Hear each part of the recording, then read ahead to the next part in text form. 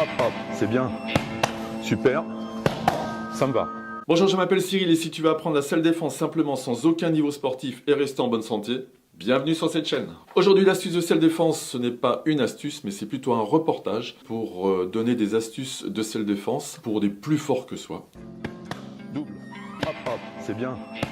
Super. Ça me va. Tu vois, si quelqu'un très costaud te prend aux épaules, te prend en étranglement, te prend au sol, le doigt, n'importe où, dans la trachée. Là, alors sois méchante. Là, tu es gentil, là, tu appuies comme ça. Ce que je veux, c'est que tu rentres le doigt. Tu vois, c'est pas bon, hein? Non, tu es gentil. Là, Arrête. là tu es gentil. Non. Là, ça commence à venir, tu vois. Ça nous permet, de se défendre sur quelqu'un qui est très costaud, très méchant, etc. On ne résiste pas à une pression, même avec un doigt, sur le coup.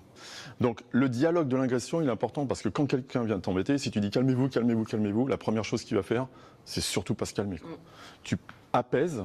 Tu te mets en garde, calmez-vous, qu'est-ce qui se passe? Et tu positives le dialogue. Ça aussi, c'est une arme de self-défense. En fin de compte, tu as très peu de chances d'être touché, en fin de compte, parce que tu as mis tout ça en place. Et du coup, ça te permet d'avoir déjà une vraie confiance en toi. La philosophie, c'est simplement se défendre. C'est être une belle personne, en fait. Donc, c'est pas du tout d'être super costaud, d'avoir des muscles et de dire, je sais me battre, etc. Au contraire, c'est de ressentir les choses et de pouvoir mettre en place des choses pour pouvoir repousser cette violence, repousser cette agression. Et n'oubliez pas, faites les choses, mais faites-les bien. À très bientôt. Ciao, ciao.